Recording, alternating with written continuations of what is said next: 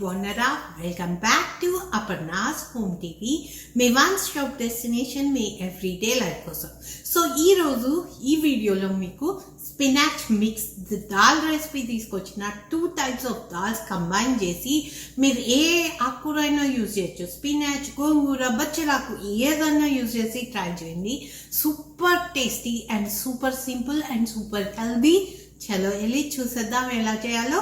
మీకు నా వీడియోస్ కనుక నచ్చితే ప్లీజ్ సబ్స్క్రైబ్ చేసుకోండి, మీ ఫ్రెండ్స్తో షేర్ చేసుకోండి. చాలా లంచ్ అండ్ డిన్నర్ రెసిపీస్ ఉన్నాయి నా ఛానల్లో. చూడకపోతే లింక్ డిస్క్రిప్షన్ బాక్స్లో ఉంటుంది. ప్లీజ్ తప్పకుండా చెక్ చేసి ట్రై చేసి మీకు నచ్చిందా లేదా చెప్పండి. నా వీడియోస్ కనుక నచ్చితే సబ్స్క్రైబ్ చేసుకోండి.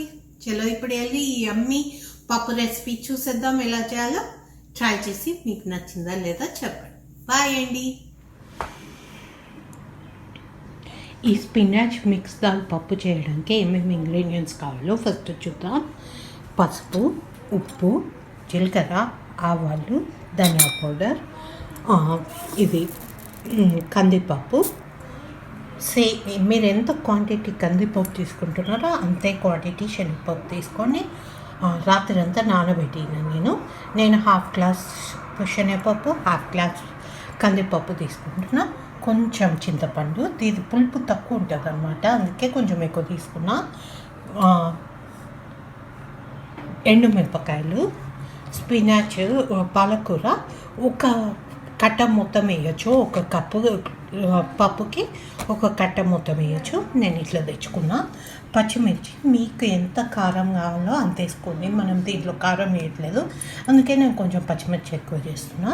కరివేపాకు 2-3 రెమ్మలు పడతాయి. 3 వెల్లుల్లి తీసుకుంటున్నా. ఇంతే మనకు కావాల్సిన ఇంగ్రీడియంట్స్. ఇప్పుడు చేసేద్దాం. ఫస్ట్ వచ్చేసి ఇది రాత్రి అంతా నానబెట్టిన పప్పు. ఇది హాఫ్ గ్లాస్ తీసుకున్నా. సో ఇది కూడా హాఫ్ గ్లాస్ తీసుకొని ఒక సగం చిన్న టొమాటో ఇద్దాం, చూపిస్తాను. స్పినాచ్ ఇట్లా కట్ చేసుకొని వేసుకున్నా.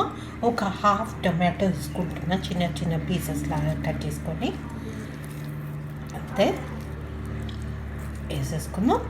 అండ్ ఒక్కసారి మిక్స్ చేసుకొని 3 విజిల్స్ వరకు ప్రెషర్ కుక్ చేస్తాం.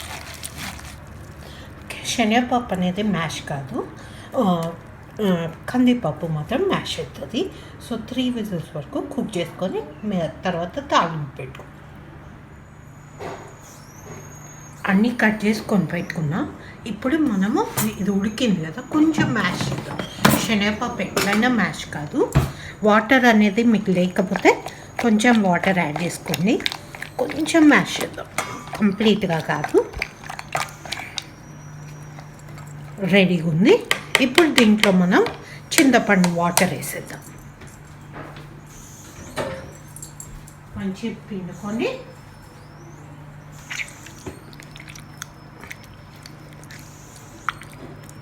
ఇంత వాటర్ సరిపోతాయి. మంచి చింతపండు నుంచి మొత్తం తీసేసి పల్పు వేసేది అయిపోయింది. ఇప్పుడు దీంట్లో మనం ఉప్పున్న ధనియా పౌడర్, సూపర్ టేస్టీగా ఉంటుంది. ట్రై చేయండి. ఉప్పు ఎంత పడుతుందో మీరు అంత వేసుకొని కొంచెం ధనియా పౌడర్ వేద్దాం, ఎక్కువ అవసరం లేదు. ఒక 1/2 టీ స్పూన్ అయితే చాలు. ఇప్పుడు ఇదంతా ఒకసారి మళ్ళీ మిక్స్ చేసేద్దాం. ఇప్పుడు పోన్ పెట్టుకుందాం.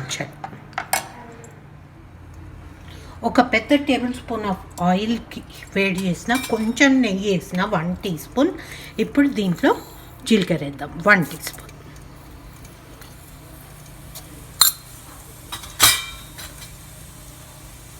అండ్ 1 టీ స్పూన్ ఆవాలు. సింపుల్గా ఉంటుంది బట్ చాలా చాలా టేస్టీగా ఉంటుంది. ట్రై చేయండి. ఒక 2-3 ఎండుమిరపకాయలు వేసుకుందాం.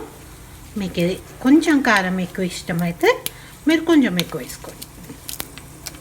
వంట అనేది మనకి టేస్ట్ బట్స్ ఎట్లుంటాయో అట్లా ఆల్టర్ చేసుకోవచ్చు అన్నమాట.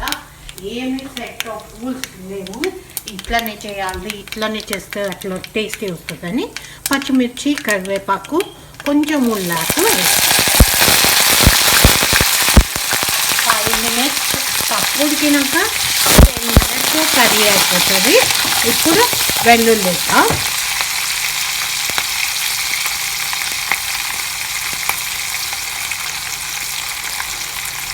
కొంచెం దానికి కొంచెం ఫ్రై రానిద్దాం.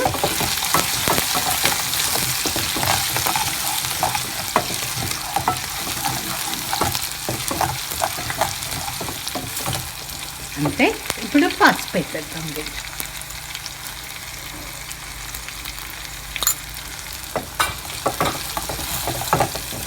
ఇప్పుడు దీన్ని మంట తక్కువ చేసేసి మనం పప్పులో వేస్తాం.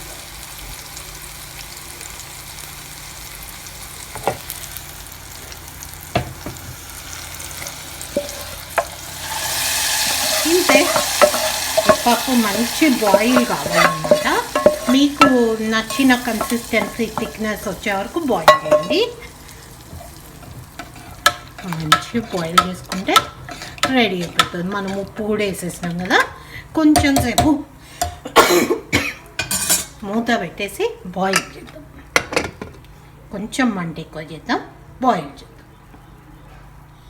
యమ్మీ దాల్ రెడీ అయిపోయింది. చూడండి ఎంత టేస్టీ ఉందో.